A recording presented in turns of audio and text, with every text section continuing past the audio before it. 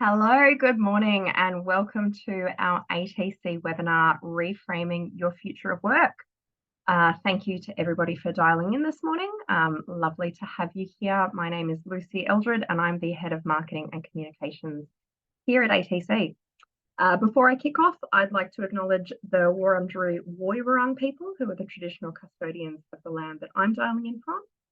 I'd like to pay my respects to their elders past and present and extend those respects to any Aboriginal and Torres Strait Island people on the line today.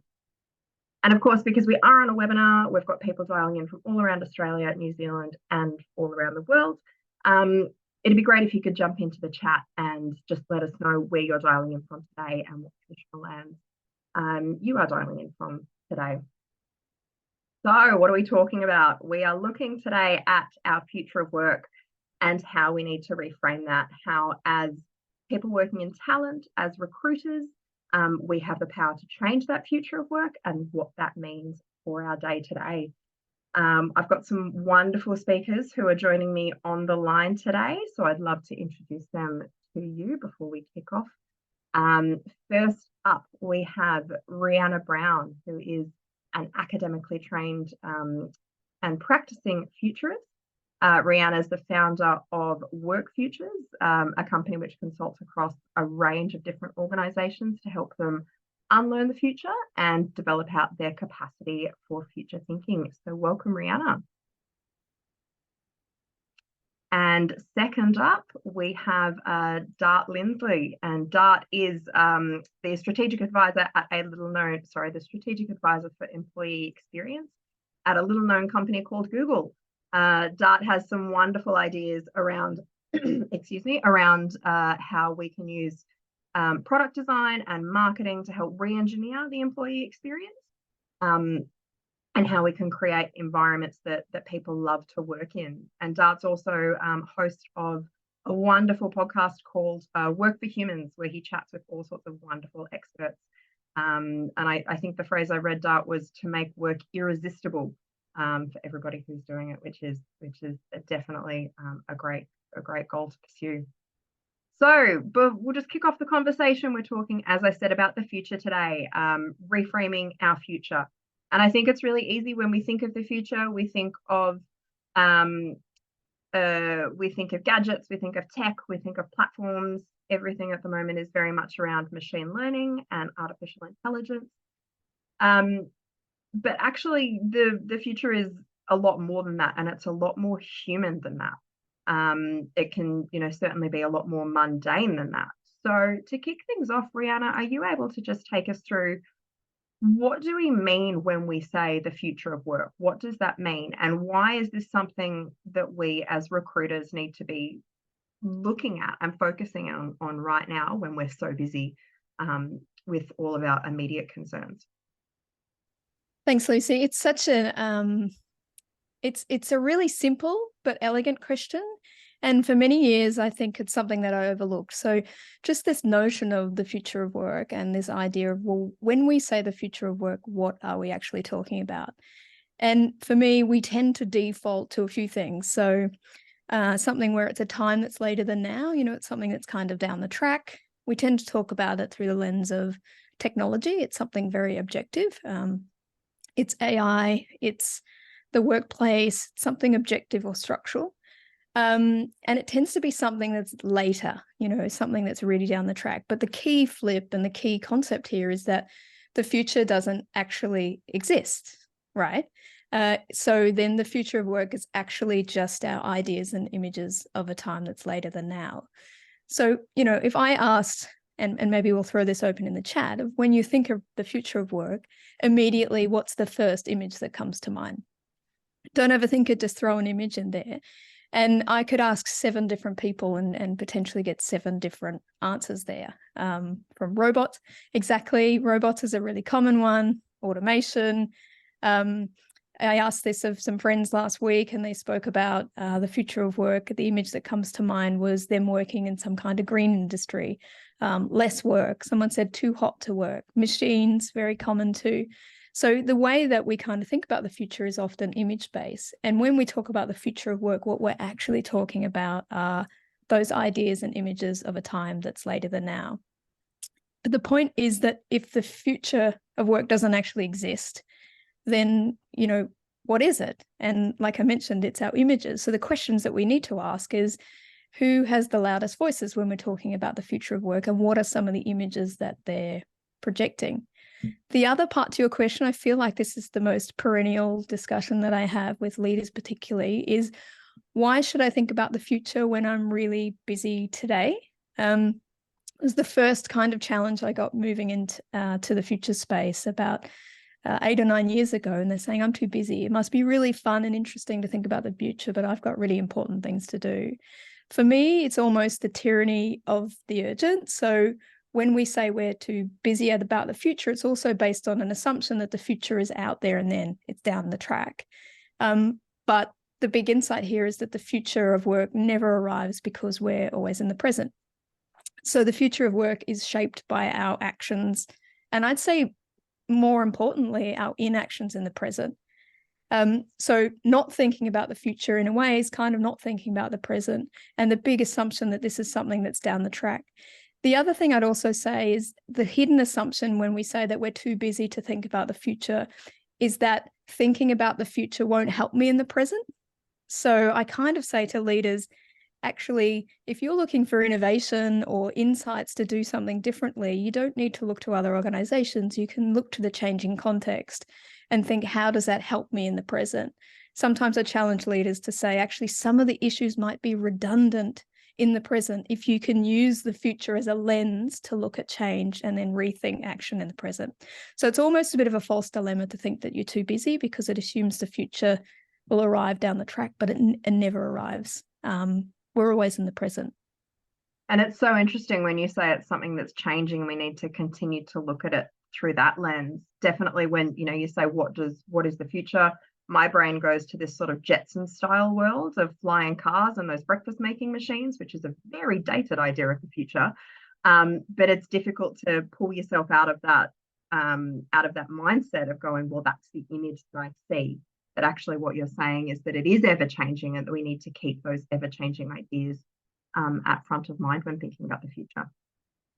And Dart, this is something that you're working on right now in your day-to-day at Google. Can you just take us through exactly what you're doing there and how you're influencing the future of work at Google and people's experience with that?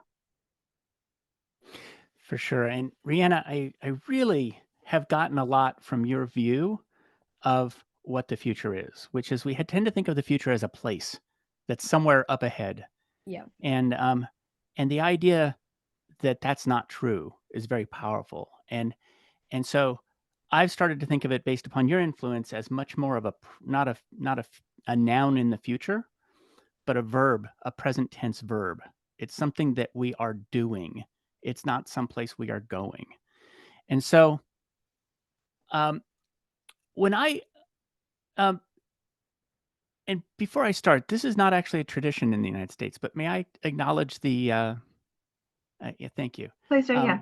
I think this is a beautiful tradition, and I'd like to introduce it in my own company, which is I'd like to acknowledge the Awaswas people, who are the traditional custodians of the land from which I am now speaking, which is Santa Cruz, California, and pay my respects to their elders.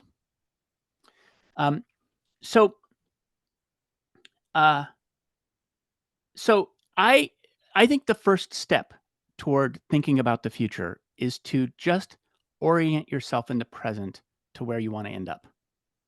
If you're facing some random direction, the steps you take will be in some random direction. But if you know what future you want to see, rather than being chased by the present and can face toward a future that you can work toward, each step you take will be in the right direction. And so I actually keep a little thing on my desk, which is just a scribbled little Post-it that's in a piece of acrylic, which is, I imagine a world in which companies are engines for creating work that makes people feel whole and alive.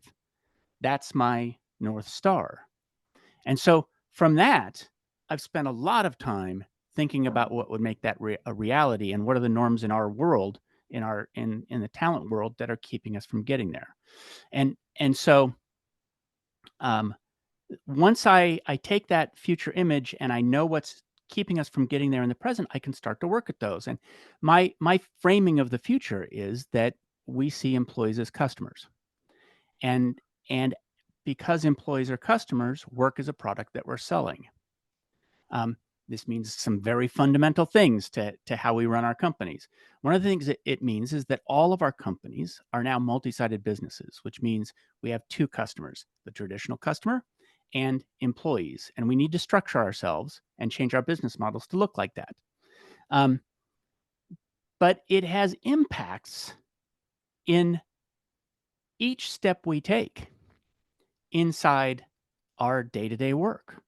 And I have some examples from talent acquisition about how we might take steps on the day-to-day that reframe our work so that we're facing toward the future.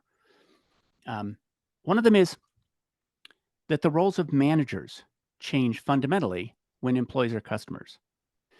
They become customer-facing, which they may not have been before, and they may not have those skills to do that.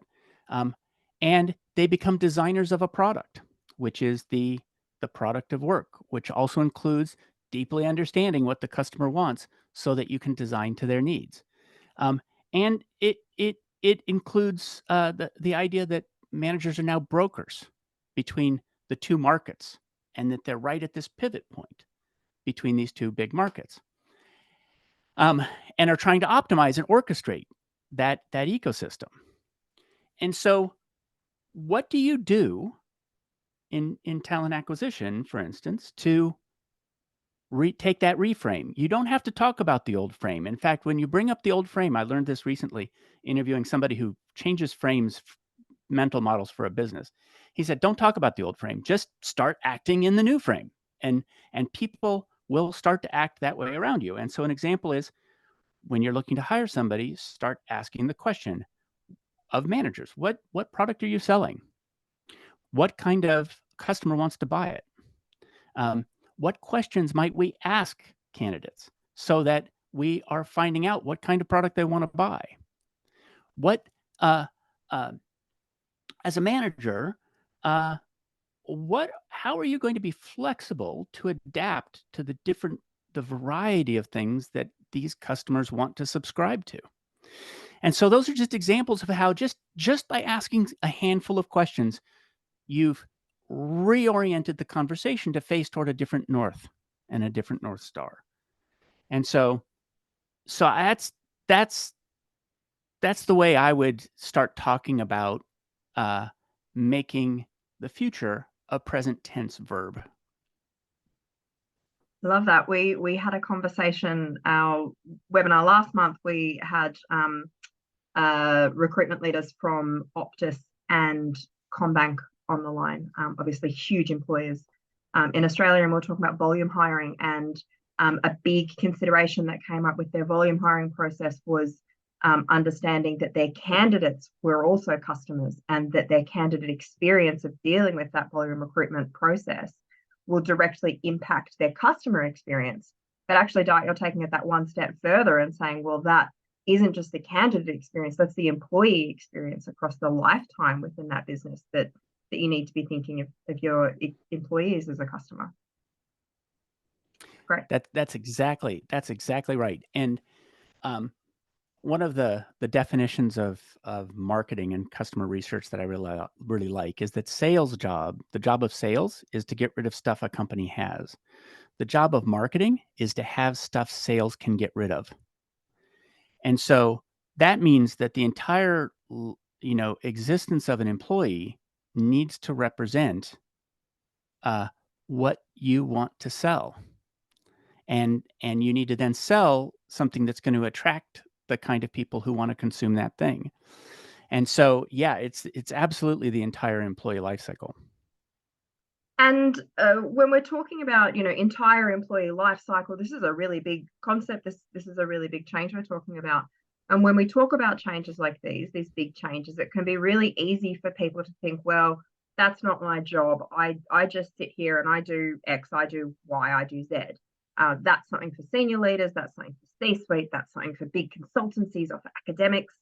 And generally, something that we we put on the remit of somebody who can make those bigger organizational changes.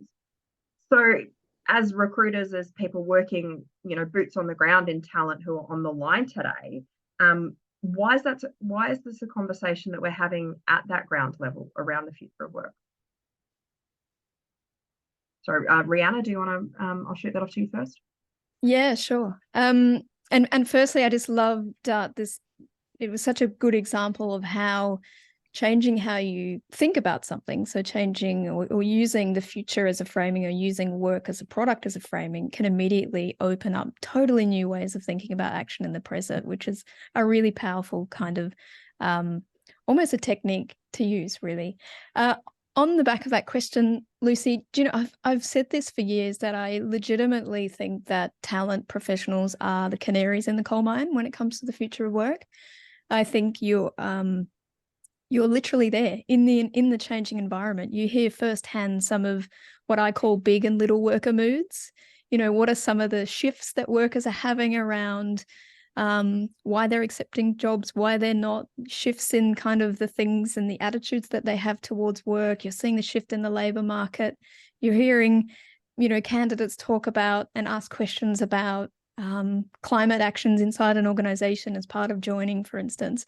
So I think you're almost the most well-positioned people in the people space to capture those live insights about a changing context. And good futures work is literally, for me, it's synonymous with change. It's just not about managing change. We're having a conversation about what's changing around us, and so what? What are the implications? Where is there opportunity? Where is there risk for us in the present? And now what might we do?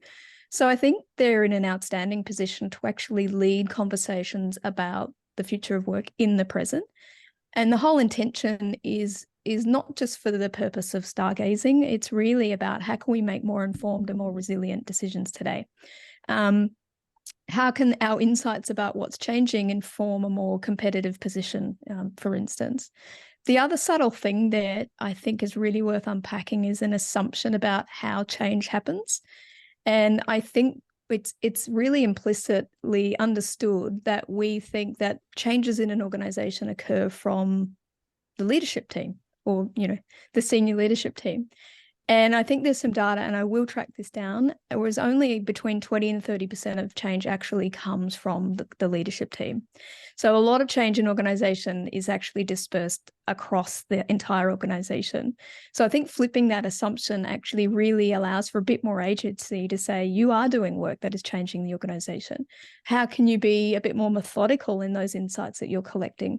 How can you use those insights to inform action in the present?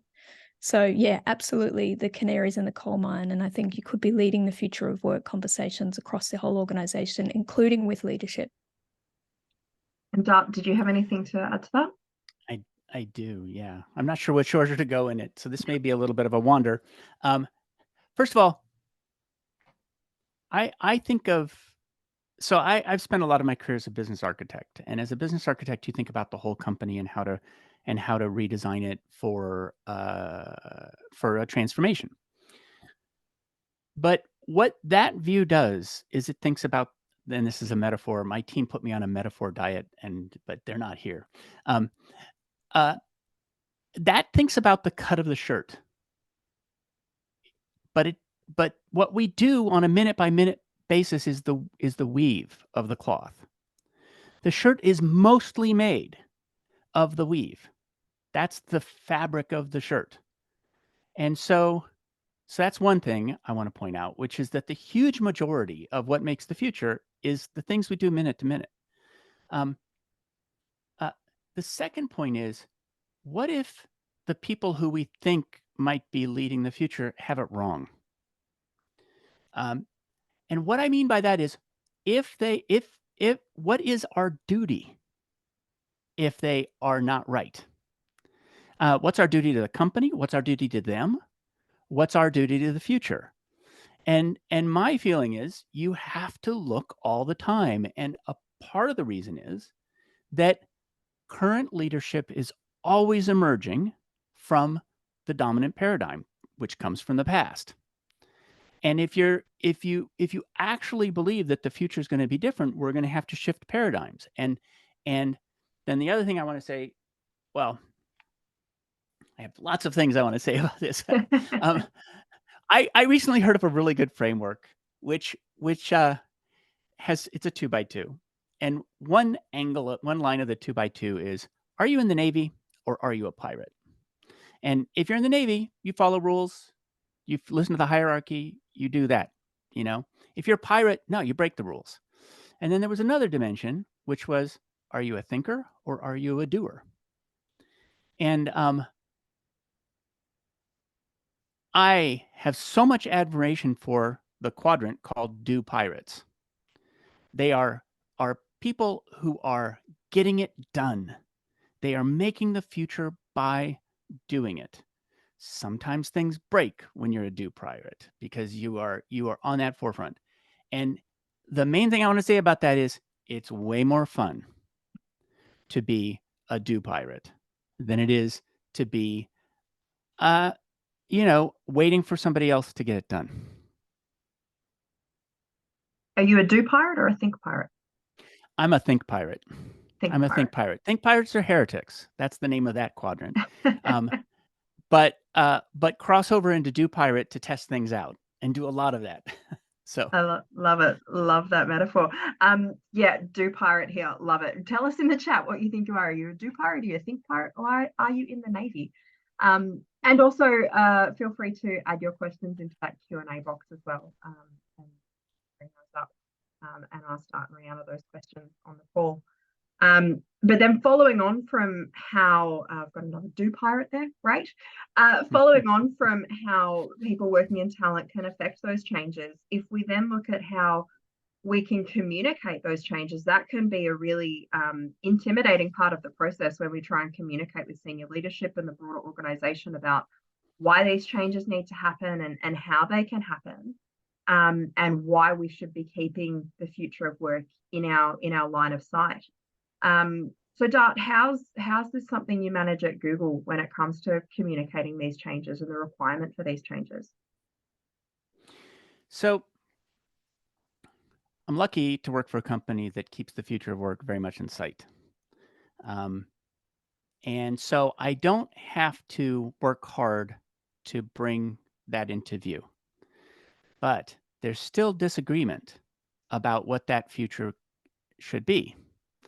And that's because any company of 100 and whatever thousand, 150,000, whatever Google is, has a diversity of opinion.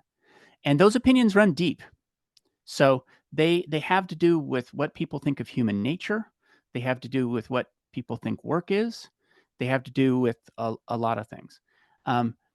And you can't really go head to head if people are way off on one side. And so I'm going to use another metaphor. The way I think of it is, I think, and then this is my last metaphor.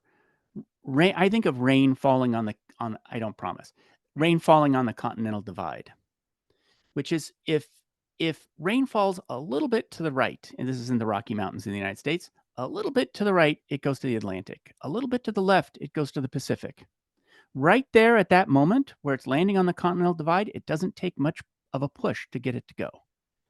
And so just getting more raindrops to fall to one side or the other is the way that I work to influence the future. And so we mentioned earlier that I have a podcast. Why do I have a podcast? I'm talking to my company to some extent. I'm pushing raindrops.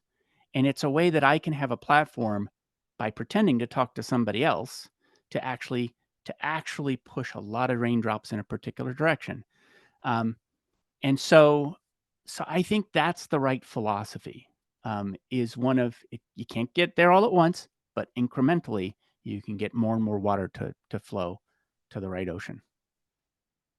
So if we want to make change, we just all need to start a podcast for our C-suite to start listening to. Or if you believe in my future, get them to listen to mine. But you work with the willing. I think it's super important to make the future as convenient as possible. One of the things, and this is a design thing, which is if the future's a lot of work, if going to the right future is a lot of work, people just won't do it. But if you can make it more convenient, than the present way of doing things, everybody will do it. So that's a very important part of it, and as well as influencing as early in the trajectory of something as possible. Brianna, did you have anything to add to that? I definitely don't have any lovely metaphors that come to mind. But a couple of things came to mind just on the back of that is when I get people to talk about, a preferred future, I think there's a subtle thing is in the sense that it's less about trying to get the future precisely right. And it's more about, I even tend to talk about directionality. People are very good at saying what they'd want to see more of and less of. We don't necessarily have to force a really kind of micro detailed alignment. The divergence is interesting and great and valuable. And sometimes that directionality is actually enough to shape action in the present. But in terms of, how do we keep this front and center? How do we keep the future of work front and center in terms of senior leaderships? For me, there's probably 3 things that come to mind. Firstly, I think it comes back to the way that we think about the future. So when I was first in this field, I used to think if only I had enough evidence of change, that people would do something different. So the tactic was to present as much information about what was changing and why we should change to leadership as possible. But of course, we don't do anything, and evidence doesn't necessarily change minds. And I'm a perfect living example of that for a variety of reasons. So part of the acupuncture point for me, which is why I'm so big on teaching people to unlearn how they think about the future, is when you change how you think about the future, you then change how you think about action in the present, but it also changes how receptive you are to talking about some of those changes. And just the sense that actually those insights are really important and useful for my decisions that I'm making in the present. I think that, there's a subtle sense that we think that this is like a side peripheral thing. It's interesting to talk about the future of work, but it's not important.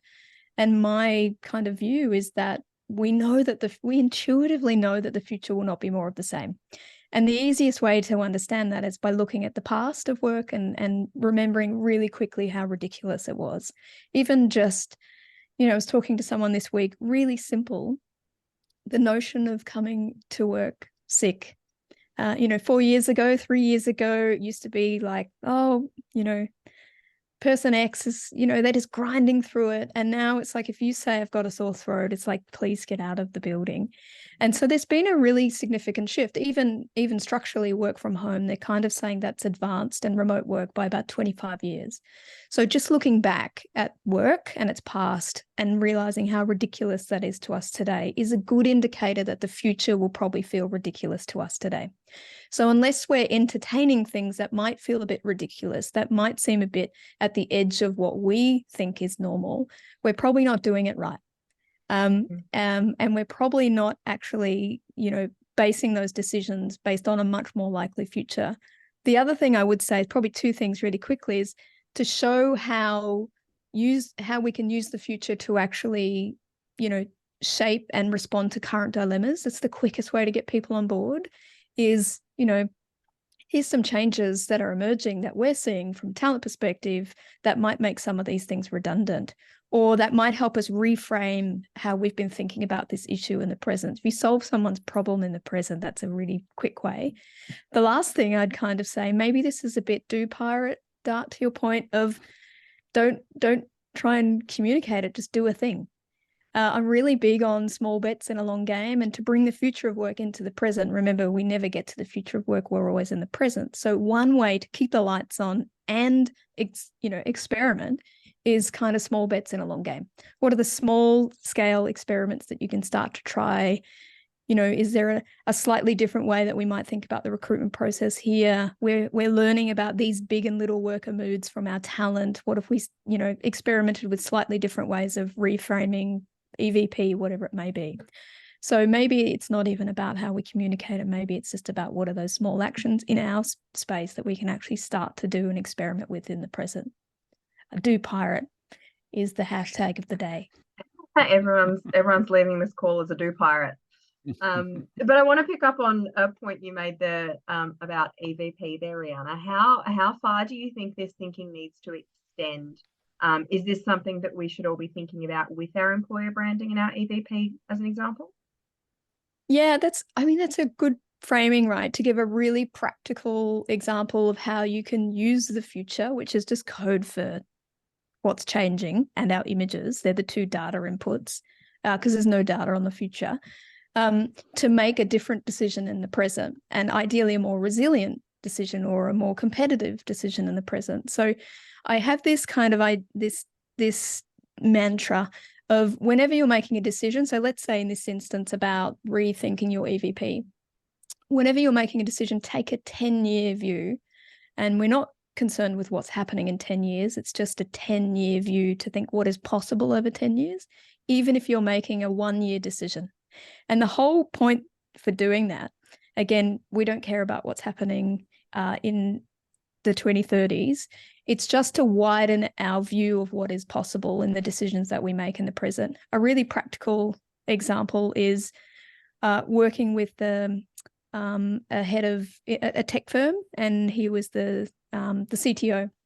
And I said, tell me about the skills that you need in the next year. And he gave a whole bunch of examples. I'm going to oversimplify this, but let's say it was 50 programmers. It wasn't, and I said, okay, now step back. If you take a 10-year view of what is possible to change over 10 years, but you're still making a 1-year decision, would that shift some of your actions of how what you decide in terms of your recruitment? And he said, well, yeah, because I might hire, let's say, 45 programmers as I'd planned previously. But if I start to really genuinely think about the rise of no-code coding, the decentralization of AI technology, maybe 5 of those roles, totally made up numbers, might be in an entirely new configuration. So just by taking a 10-year view, he was able to think differently about his action in the present.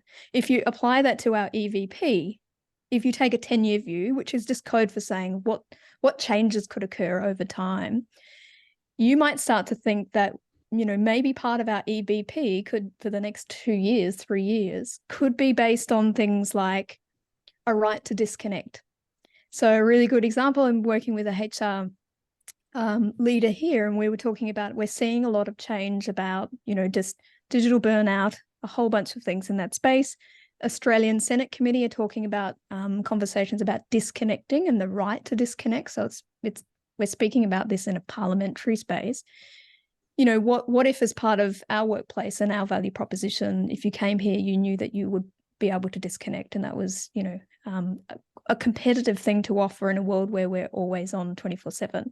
Or, taking a 10-year view, we might see things like health. I keep saying that the future of work, health is central to the future of work. 50% of the workforce has a chronic illness, mental illness, or is caring for someone with that. The rise of women's health, which has always existed, but it's now starting to become part of the core discourse inside conversations. What does that mean for our EVP? So just opening up our lens opened us up to a whole bunch of other competitive kind of positions for thinking about EVP. And informing decision in the present. So you can use the future to shape action in the present. Dart, what are your thoughts around how we can be using these conversations and these shifts to manage our EVP? I was looking for the book on my shelf. I can't find it right now. But there's I had somebody on the show. His name is Joe Pine, and he and Gareth Gilmore, that name is right, wrote a book called The Experience Economy in the 90s. And what they pointed out is that there is a major trend in where economies go that's predictable, which is that they go from goods. Once upon a time, 70% of the economy was just about getting food on the table. It's about agriculture. But over time, the bulk of the economy moves up this series of steps from goods to products. And I'm going to use as an example coffee. From a coffee bean to ground coffee that you can buy in a can. To the next step is services, which is a cup of coffee that somebody brews for you. And the next step is an experience. And that's having a nice cup of coffee in a great cafe. It's a 10-dimension latte that you're getting with nice jazz. And then beyond that is transformation, and that's the transformation economy. things like earning an MBA is part of the transformation. Going to the gym is part of the transformation economy. Well, their point was that all goods move, the bulk of the economy, which means dollars flowing and margin, moves up toward the right over time, and that's because competition drives us in that direction, and it's also because margin pulls us in that direction. I get 10 times the margin selling a coffee in a really nice coffee shop than I do selling a coffee bean. And down at the bottom of that, it's all commoditized. Coffee bean's a coffee bean. We mostly don't care. But coffee shops are differentiated. Well, I bring that up because I've been doing a lot of research for the last 8 years, interviewing people using marketing questions about this product work. And when I interview them about what they want from this product work, well, more and more of what I see is experiences. Pay is a commodity. It's not the dollar that one company gives me is the same as the dollar another company gives me. So it's not really a differentiator between companies. Benefits are largely the same. In fact, we benchmark to make sure that they're the same. Right?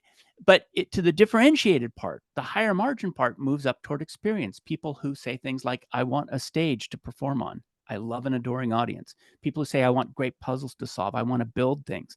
I want my company to provide me with a worthy opponent.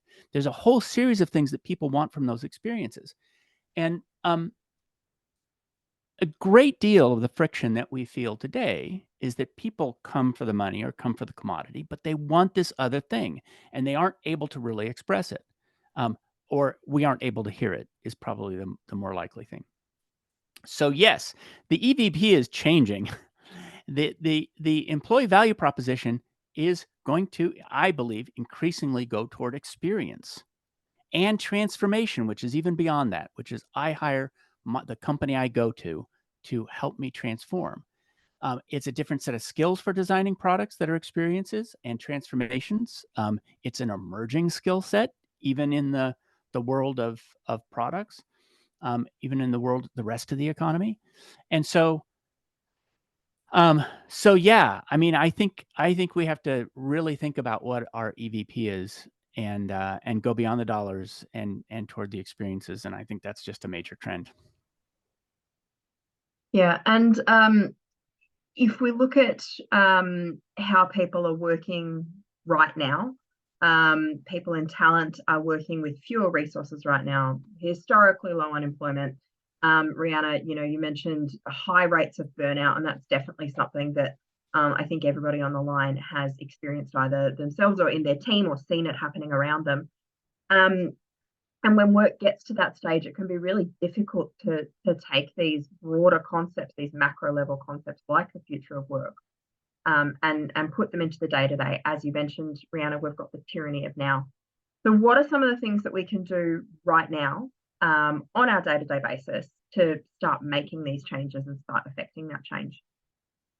Yeah, and I think it's kind of worth starting from that notion again that the future of work, even at a personal level, like the future of your own career, happens via your actions and your inactions today. So every time we decide not to do something, that's a commitment to a potential future. And my view is that the more, inaction we take, the more likely a future of constraint. So starting from that premise is a useful one. Really practical things, I think, I'd say start sharing what you're noticing, which in futures terms might be a signal. It's a concrete bit of evidence of change. I know HR and talent practitioners read a lot of information. They read a lot of articles. A signal that immediately comes to mind for me is a Microsoft representative coming out and saying our biggest skill shortage will not be necessarily technology, it will be in sustainability. And skills in that space, which again is a signal of change. The other tip I'd say, every time you hear those kinds of signals, ask the question of, so what, now what? What are the opportunities, what are the risks, and what might we do come Monday? Like, what's one thing we can start to think about from our own perspective? Maybe we're just going to keep an eye out on, this shift in competition, for instance, towards, let's call them green skills, for lack of a better phrase. I think challenging the images of the future, now that we understand that they're just images. Anytime anyone talks about the future of work, I kind of say, who's not in the room? What are they unconsciously trying to bring to life in those images, and how does that serve them? And is that the type of future that we want? Who's got the loudest voice when we're talking about the future of work? Sometimes consulting organizations, and their images might neatly align to the services they provide. And that's not right or wrong, but the question should be is, well, what's our preferred future of work here? The future doesn't necessarily happen to us. We do have some agency in the present to shape that. I think the other thing is before you decide to do anything, and this is almost the most simple way of thinking about folding in futures, and whether that's a talent plan, thinking about your EVP, thinking about your own career, the first question shouldn't be, what should I do? The first question should be, what's changing around me? And what might that mean for what I potentially do? And now what I do? Now what will I do? And I also think I'm really big on the notion of habit stacking. So what do you already do in your week that you can habit stack a futures conversation around? Every Friday we get together once a week with our whole team. So it's a Futures Friday conversation now. Share one signal or one change that you're paying attention to, and kind of do that loop of, so what now? Where's there an opportunity for us? And then lastly, I'm really obsessed with granularity and small bets. When we think about the future, we often think about that it has to be big. This is about turning the Titanic. It's like, that's far beyond what I can do in the remit of my role. For me, it's like reducing it down to the smallest component. And I use, finally, a metaphor of, think of a plane that's flying. And again, think about this through your own personal career. And if you change that trajectory by 2 degrees, very small action in the present, you end up somewhere very different at the end of that journey. So small bets, small scale experiments. Again, think about your own career or the work that you're doing as a way to test and bring in some of those new concepts today. Yeah, the future starts today. And exactly. And Dart, what about you? What are those small bets that you recommend people start making now to start influencing change on a day-to-day basis? I have just sort of a meta bet, which is that this idea of burnout, there's a feedback loop between burnout and agency. When you look at the research on burnout, it's largely from people who feel that they have no agency. And so any incremental agency you can take will be a bit of a relief. And so I'm not sure what the causal loop is there, but there's an opportunity there just to know that by knowing that that you do have the ability to do something that's different toward the future can help. Definitely. And look, these are conversations that we are going to be continuing in November at ATC 2023 at Luna Park, Sydney. Dart and Rihanna, you're both going to be joining us in Sydney for that. Could you just give us a bit of an overview of what exactly you'll be talking about there, Rihanna? For me, we've got a session, and I'm really keen to make that as practical as we can. A really practical session around, well, what can talent leaders actually do when they've got the C-suite in the room? How can we have conversations? How can we take the notion where we are the canary in the coal mine, and how can we actually use those insights in informing decisions in the present? So a really practical conversation, some unlearning, so we can just shift the way we think. And then it's quite hands-on. It's about building I call it a carrier bag, intentionally not a toolkit, because it's more than tools, because you'll bring your own experiences, artifacts, processes. So adding some things to your carrier bag, adding some foresight and futures tools to your carrier bag, with the view of it being a very practical skill and conversation that you can start to lead with, start to take to leaders in your organization. I'm really looking forward to it. Yeah, and Dart, you're joining us all the way from California in November. What are you going to be talking about at ATC? I'm very much going to be talking about the compass and which way to face, and what steps we need to get there, and how it will be fundamentally different as a system. And so a lot of the things I talked about today, talking about work as a product that employees subscribe to, companies as multi-sided markets, multi-sided businesses serve two customers. What does that really look like? How do you build, what's the difference, and what are the things that need to change to get there? Right. And for anybody who hasn't registered yet for ATC 2023, we do only have 100 tickets left. So even though we've still got about 8 weeks to go, those tickets are really selling out quickly. So I encourage you to jump online to the ATC website and grab those tickets so you can continue these conversations with Dart and Rihanna and have loads of other great talent conversations while we're there, and maybe a ride on the Ferris wheel. Bit of good fun. But also, Dart and Rihanna, you are continuing this conversation on Dart's podcast in a couple of weeks' time as well. So everybody keep an eye out for that. We'll include a link in our follow-up email so you can subscribe to Dart's podcast and make sure you listen to that one. We've also got another webinar coming up on the 17th of October, and that's about how we transform into a skills-based organisation and the role that talent needs to take there. So keep an eye out for the link to register for that webinar. And that's pretty much all we've got time for on this conversation today. So I'd like to thank everybody for dialing in today, for joining in, everybody for engaging in that chat panel. And huge thank you, Rihanna and Dart, for joining us. Dart, I know it's the end of your day over there, so you can sign off for the day and go relax. And Rihanna, thank you so much for dialing in as well. Really, really appreciated the conversation and looking forward to chatting with you again in November in Sydney. Likewise. Thanks so much for the invite. It was great talking today. Great to hear what you're doing, Rihanna, and we'll talk more. Thanks all. Bye for now. Thank you.